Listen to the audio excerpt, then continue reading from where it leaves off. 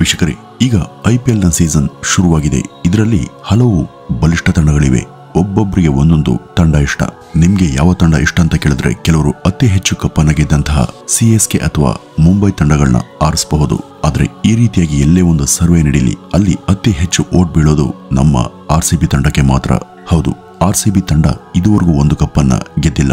ಆದ್ರೂ ಕೂಡ ಈ ಒಂದು ತಂಡಕ್ಕೆ ಇರುವಂತಹ ಹವಾ ಮತ್ತು ಕ್ರೇಜ್ ಬೇರೆ ಯಾವುದೇ ತಂಡಕ್ಕಿಲ್ಲ. IPL ಶುರುವಾಗಿ 16 ವರ್ಷಗಳೇ ಕಳೆದಿವೆ. ಆಗಿಂದಲೂ ಕೂಡ IPL ನಲ್ಲಿ ಇರುವಂತಹ ಡೆಲ್ಲಿ, ಪಂಜಾಬ್ ಹಾಗೂ ಬೆಂಗಳೂರು ತಂಡಗಳು ಇದುವರೆಗೂ ಒಂದು ಕಪ್ಪನ್ನ ಗೆದ್ದಿಲ್ಲ. ಆದ್ರೆ ಇಲ್ಲಿ ವ್ಯತ್ಯಾಸ ಏನಂದ್ರೆ ಡೆಲ್ಲಿ ಹಾಗೂ ಪಂಜಾಬ್ ತಂಡಗಳಿಗೆ ಜಸ್ಟ್ ಅವುಗಳ ರಾಜ್ಯಗಳಲ್ಲಿ ಮಾತ್ರ ಅಭಿಮಾನಿಗಳಿದ್ರೆ ಬೆಂಗಳೂರಿಗೆ ಮಾತ್ರ ದೇಶಾದ್ಯಂತ ಅಭಿಮಾನಿಗಳಿದ್ದಾರೆ. 2022ರಲ್ಲಿ ಡಿಪೋರ್ಟ್ಸ್ ಅಂಡ್ ಫಿನಾನ್ಸಾಸೆನೆ ಎಂಬ ಸುಪ್ರಸಿದ್ಧ global game data and analytics ನ ಸರ್ವೆ ವರದಿಯೊಂದರ ಪ್ರಕಾರ ವಿಶ್ವಾದ್ಯಂತ the most popular sports team ನ ಲಿಸ್ಟ್ ನಲ್ಲಿ ನಮ್ಮ RCB ತಂಡ ಕೂಡ ಇದೆ. ಈ ಒಂದು ಲಿಸ್ಟ್ ಅಲ್ಲಿ ಜಾಗವನ್ನ ಪಡೆದಂತ ಭಾರತದ ಕ್ರಿಕೆಟ್ ಫ್ರಾಂಚೈಸಿಯ ಏಕೈಕ ಟೀಮ್ ನಮ್ಮ RCB. ಈ ಒಂದು ಲಿಸ್ಟ್ ಅಲ್ಲಿ ಉಳಿದೆಲ್ಲವೂ ಕೂಡ ವಿಶ್ವದ ಪ್ರಖ್ಯಾತ ಫುಟ್ಬಾಲ್ ತಂಡಗಳಾದಂತ ಮ್ಯಾಂಚೆಸ್ಟರ್ ಯುನೈಟೆಡ್, ಬಾರ್ಸೆಲೋನಾ ಮುಂತಾದವುಗಳಿದ್ದಾವೆ.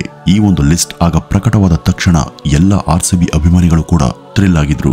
ಅವ್ರಿಗೆಲ್ಲ ಈ ಒಂದು ವರದಿ ಕಪ್ ಗೆದ್ದಷ್ಟೇ ಸಂತೋಷವನ್ನು ಉಂಟು ಮಾಡಿತ್ತು. ಕೇವಲ ಕಪ್ಪನ್ನ ಗೆಲ್ಲೋದಷ್ಟೇ ಅಲ್ಲ, ಜನರ ಹೃದಯವನ್ನ ಗೆಲ್ಲೋದು ಬಹಳ ಮುಖ್ಯ ಎಂಬ ಸಾಲನ ಅವರು ಟ್ವೀಟ್ ಮಾಡಿದ್ರು. ಈ ಒಂದು ಟ್ವೀಟ್ ಇವತ್ತಿಗೂ ಕೂಡ ಟ್ರೆಂಡಿಂಗ್ ನಲ್ಲಿದೆ. IPL ನಲ್ಲಿ RCB ಟಚ್ ಮಾಡದಂತ ದಾಖಲೆಯೇ ಇಲ್ಲ. IPL ನಲ್ಲಿ ಹೈಯೆಸ್ಟ್ ರನ್ ಕೂಡ RCB ಯದ್ದೇ ಆಗಿತ್ತು. ಹಾಗೇನೆ ಲೋಯೆಸ್ಟ್ ರನ್ ಕೂಡ ಅವರದ್ದೇ. ಆದ್ರೆ ಮೊನ್ನೆ ಮುಂಬೈ ವಿರುದ್ಧ ಮ್ಯಾಚ್ ನಲ್ಲಿ RCB ಈ ಒಂದು ದಾಖಲೆ ಹೈಯೆಸ್ಟ್ ಸ್ಕೋರ್ ಅನ್ನ ಹೈದರಾಬಾದ್ ಟೀಮ್ ಮುರಿದ್ರು. ವೀಕ್ಷಕರೇ, ಒಂದ್ಸಲ ಕಪ್ಪನ್ನ ಗೆಲ್ಲದಂತಹ ಈ RCB ತಂಡಕ್ಕೆ ಯಾಕೆ ಇಷ್ಟು ಅಭಿಮಾನಿಗಳಿದ್ದಾರೆ? ಪ್ರತಿ ಸಲವೂ ಗಜ್ನಿ ಮೊಹಮ್ಮದ್ ತರಹ ದಂಡೆತ್ತಿ ಫೈನಲ್ಗೆ ಬಂದು ಕಪ್ಪನ್ನ ಗೆಲ್ಲದೆ ಸೋಲುವಂತ RCBಗೆ ಇಷ್ಟೊಂದು ಕ್ರೇಜ್ ಯಾಕೆ? 5 ಸಲ ಕಪ್ಪನ್ನ ಗೆದ್ದಂತ CSK ಹಾಗೂ ಮುಂಬೈ ತಂಡಗಳಿಗೂ ಇಲ್ಲದಂತ ಈ ಒಂದು ಕ್ರೇಜ್ RCBಗೆ ಯಾಕಿದೆ? 2008ರಲ್ಲಿಯೇ ಈ RCB ಟೀಮ್ ತನ್ನ ಈಗಿನ ವರ್ಚಸ್ಸು ಹಾಗೂ ಜನಪ್ರಿಯತೆಯನ್ನ ಸೃಷ್ಟಿ ಮಾಡಿಕೊಂಡಿತ್ತು. ಆ ವರ್ಷ ಆ ಟೀಮ್ ತಾನು ತೆಗೆದುಕೊಂಡಂತ ಆ ಒಂದು ಮಹತ್ತರವಾದಂತ ನಿರ್ಧಾರ ಇವತ್ತು ಈ ಟೀಮ್ ಎಲ್ಲರ ನೆಚ್ಚಿನ ತಂಡ ಆಗೋದಿಕ್ಕೆ ಸಾಧ್ಯ ಆಗಿದೆ. 2008ರ ಅಂಡರ್-19 ನ ವಿಶ್ವಕಪ್ ಬಳಿಕ ಈ IPL ನ ಇನಾಗ್ಯುರಲ್ ಆಕ್ಷನ್ ನಡೆಯಿತು. ಆಗ ಎಲ್ಲ ತಂಡಗಳಿಗೂ ಭಾರತೀಯ ಟೀಮ್ ಇಂಡಿಯಾದಿಂದ ತಮಗೆ ಬೇಕಾದ ಆಟಗಾರನ ಸೆಲೆಕ್ಟ್ ಮಾಡುವಂತ ಅವಕಾಶ ಸಿಕ್ಕಾಗ ಮೊದಲ ಬಾರಿಗೆ ಡೆಲ್ಲಿ ಟೀಮ್ ಅಂಡರ್-19 ವಿಶ್ವಕಪ್ ಗೆದ್ದಂತ ಕೊಹ್ಲಿ ಅವರನ್ನ ಆರಿಸದೆ ಪ್ರದೀಪ್ ಎಂಬ ಬೇರೊಬ್ಬ ಆಟಗಾರನ ಸೆಲೆಕ್ಟ್ ಮಾಡಿತ್ತು.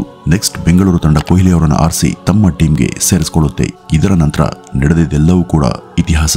ಆರಂಭದ 3 ವರ್ಷ ಕೊಹ್ಲಿ ಏನಂತ ಹೇಳಿಕೊಳ್ಳುವಂತ ಪರ್ಫಾರ್ಮೆನ್ಸ್ ಅನ್ನ ಕೊಡ್ಲಿಲ್ಲ.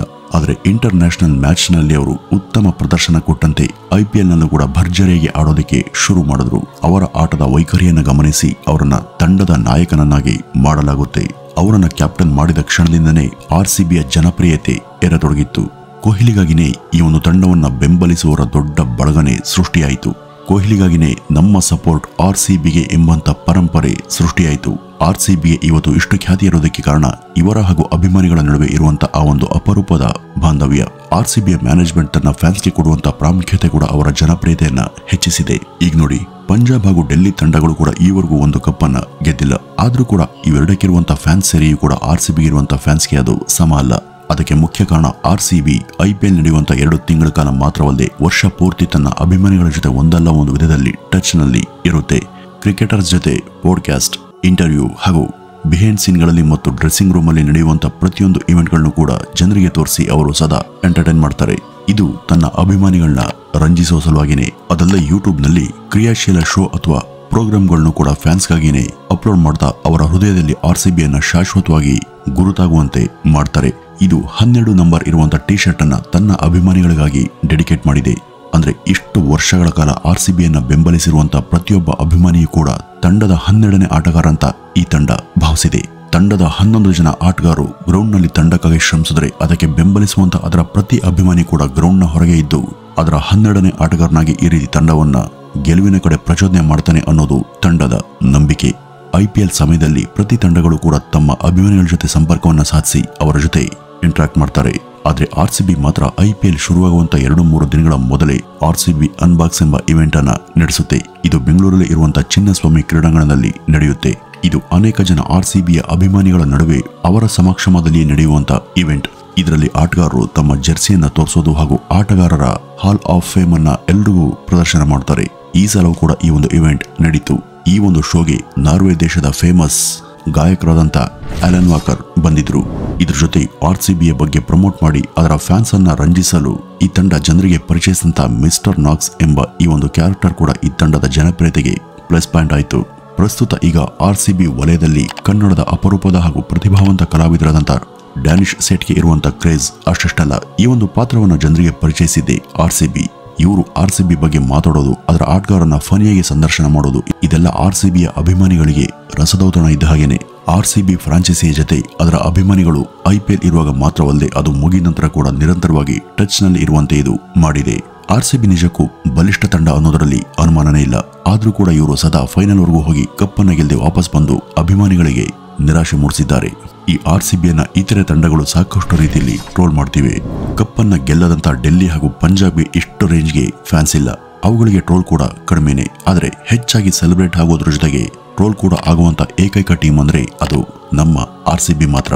ಈ RCBಗೆ ಈ ಸಲ ಕಪ್ ನಮ್ದೇ ಎಂಬ ಟ್ಯಾಗ್ ಲೈನ್ಗೆ ಅದರದೇ ಆದಂತ ಬಿಲ್ಡಪ್ ಹಾಗೂ ಜನಪ್ರಿಯತೆ ಇದೆ. ಇದ್ರ ಮೇಲೂ ಕೂಡ ಈ ಒಂದು ತಂಡವನ್ನು ಟ್ರೋಲ್ ಮಾಡೋರು ಅನೇಕರಿದ್ದಾರೆ. RCB ಸೋತಾಗ ಅಥವಾ ಕೆಲ ಅದರ ವಿರೋಧಿಗಳು ಈ ಸ್ಲೋಗನ್ ಮೇಲೇನೆ ಹಲವು ಟ್ರೋಲ್ ಅನ್ನ ಮಾಡಿದ್ದಾರೆ. ಭಾರತ ಹಾಗೂ ಪಾಕಿಸ್ತಾನ್, CSK ಹಾಗೂ RCB ಇಂಥ ಮ್ಯಾಚ್ಗಳು ಪ್ರೇಕ್ಷಕರನ್ನ ಟಿವಿಗಳ ಮುಂದೆ ಕದಲ್ದಂತೆ ಕೂರಿಸ್ತವೆ. RCBಯ ಈ ಒಂದು ಕ್ರೇಜ್ ಉಳಿದ ಬಲಿಷ್ಠ ತಂಡಗಳಾದಂಥ ಚೆನ್ನೈ, ಮುಂಬೈ ಹಾಗೂ ಹೈದರಾಬಾದ್ ತರಹದ ತಂಡಗಳ ನಡುವೆ ಕೂಡ ಅದರ ಜತೆಗಿನ ಘರ್ಷಣೆಗೆ ಕಾರಣ ಆಗಿದೆ. ಯಾವಾಗಾದ್ರೂ ಚೆನ್ನೈ ಹಾಗೂ ಬೆಂಗಳೂರು ತಂಡಗಳ ನಡುವೆ ಪಂದ್ಯ ನಡೆದರೆ ಅದನ್ನ ಮಾಸ್ಟರ್ ವರ್ಸಸ್ ಅಪ್ರೆಂಟಿಸ್ ಅಂತ ಕರೆಯಲಾಗುತ್ತೆ. RCBಯ ಈ ಜನಪ್ರಿಯತೆಗೆ ಅದು ಮೇಂಟೈನ್ ಮಾಡ್ತಾ ಬಂದಿರುವಂತಹ ತನ್ನ ಬ್ಯಾಕ್ಗ್ರೌಂಡ್ ವ್ಯಾಲ್ಯೂ ಕೂಡ ತುಂಬಾ ಮುಖ್ಯ. ಈ ಟೀಮಲ್ಲಿ ಕೊಹ್ಲಿ, ABD, ಕ್ರಿಸ್ ಗೇಲ್ ತರಹ ದೊಡ್ಡ ದೊಡ್ಡ ಆಟಗಾರರಿಂದ ಈ ಒಂದು ಬ್ರಾಂಡ್ ವ್ಯಾಲ್ಯೂ ಹೆಚ್ಚಾಯ್ತಲ್ಲದೆ RCBಯ ಮ್ಯಾನೇಜ್ಮೆಂಟ್ ನಡೆಸಿದಂತ ಇವೆಂಟ್ ಹಾಗೂ ಇತರ ಶೋಗಳು ಕೂಡ ಅದನ್ನ ಸ್ಟೇಬಲ್ ಆಗಿ ಹಿಡಿದು ಭದ್ರವಾಗಿ ನಿಲ್ಲಿಸಿದ್ವು. RCB ಹಸಲ್ ಎಂಬ ತನ್ನ ಬಿಸಿನೆಸ್ ಫ್ರಾಂಚೈಸಿಯ ವತಿಯಿಂದ ಕಾಕ್ಟೇಲ್ ಮಿಶ್ರಣ ಸೇರಿದಂತ ಪ್ಲಾಂಟ್ ಬೇಸ್ಡ್ ಮಾಂಸದ ಖಾದ್ಯ ಹಾಗೂ ಪದಾರ್ಥಗಳನ್ನು ಕೂಡ ಅದು ಇತ್ತೀಚೆಗೆ ರಿಲೀಸ್ ಮಾಡಿದೆ. RCBಯ ಫ್ಯಾನ್ಸ್ಗಾಗಿ ಅದರದೇ ಆದಂತ ಪಬ್ ಹಾಗೂ ಕಾಫಿ ಬಾರ್ಗಳು ಕೂಡ ಇವೆ. ಈ ಒಂದು ಬ್ರ್ಯಾಂಡ್ ವ್ಯಾಲ್ಯೂನಿಂದಾಗಿ ಇವತ್ತು RCBಯ ಮ್ಯಾಚ್ ನಡೆದಾಗೆಲ್ಲ ಅದರ ಟಿಕೆಟ್ಗಳು ಬೇರೆ ತಂಡಗಳ ಟಿಕೆಟ್ ದರಕ್ಕಿಂತ ಹೆಚ್ಚಿರ್ತವೆ. ಇದೆಲ್ಲದರ ಹೊರತಾಗಿ ಈ ಒಂದು ತಂಡಕ್ಕೆ ಇದರ ಫ್ಯಾನ್ಸ್ ಸಾಕಷ್ಟು ಕೊಡುಗೆಯನ್ನು ನೀಡಿ ಇದರ ಜನಪ್ರಿಯತೆ ಹೆಚ್ಚಾಗೋದಕ್ಕೆ ಮುಖ್ಯ ಕಾರಣಕರ್ತರಾಗಿದ್ದಾರೆ. ಅದೆಷ್ಟು ಸಲ RCB ಫೈನಲ್ವರೆಗೂ ಹೋಗಿ ಕಪ್ಪನ್ನ ಗೆಲ್ಲಾರದೆ ಹೋದ್ರೂ ಕೂಡ ಅವರ ಅಭಿಮಾನಿಗಳು ಮಾತ್ರ ಬದಲಾಗದೆ ಹಾಗೇನೆ ಉಳಿದಿದ್ದಾರೆ. ವೀಕ್ಷಕರೇ, ಗೆಲುವು ಅತಿ ದೊಡ್ಡ ಅಭಿಮಾನಿಗಳ ಸರ್ಕಲ್ ಅನ್ನ ಸಂಪಾದಿಸಬಹುದಾದರೂ ಸೋಲು ನಿಜವಾದ ಅಭಿಮಾನಿಗಳನ್ನ ದಕ್ಕಿಸಿಕೊಡುತ್ತೆ ಎಂಬ ಮಾತಿಗೆ RCB ಹಾಗೂ ಅದರ ಫ್ಯಾನ್ಸ್ಗಳು ಇವತ್ತು ಜ್ವಲಂತ ಸಾಕ್ಷಿಯಾಗಿದ್ದಾರೆ. ಬಹಳ ಇತ್ತೀಚೆಗೆ ಇದರ ಮಹಿಳಾ ತಂಡ ಕಪ್ಪನ್ನ ಗೆದ್ದಾಗ ಅದನ್ನ RCB ಅದರ ಫೋಟೋ ಸಹಿತ ಶೇರ್ ಮಾಡಿತು. ಇದಕ್ಕೆ ಕೆಲವೇ ವಾರಗಳಲ್ಲಿ 9 ಮಿಲಿಯನ್ಗೂ ಹೆಚ್ಚು ವ್ಯೂಸ್ಗಳು ಬಂದಿದ್ವು. ಇದು ಸೋಷಿಯಲ್ ಮೀಡಿಯಾದಲ್ಲಿ ಸಾರ್ವಕಾಲಿಕ ದಾಖಲೆನೇ ಸರಿ. ಈವರೆಗೂ ಕೂಡ ಇದರ ಹೊರತು ಭಾರತದ ಯಾವುದೇ ಸೋಷಿಯಲ್ ಮೀಡಿಯಾದ ಪೋಸ್ಟ್ಗೂ ಇಷ್ಟು ಬೇಗ ಇಷ್ಟೊಂದು ವ್ಯೂಸ್ ಅಂಡ್ ಲೈಕ್ಸ್ ಸಿಕ್ಕಿರಲಿಲ್ಲ. ಇದು RCBಯ ಅಭಿಮಾನದ ನಿಜವಾದ ಗತ್ತು. RCB ಶುರುವಾಗಿ 16 ವರ್ಷಗಳು ಕಳೆದಿವೆ. ಈವರೆಗೂ RCB ಕಪ್ಪನ್ನ ಗೆದ್ದಿಲ್ಲ.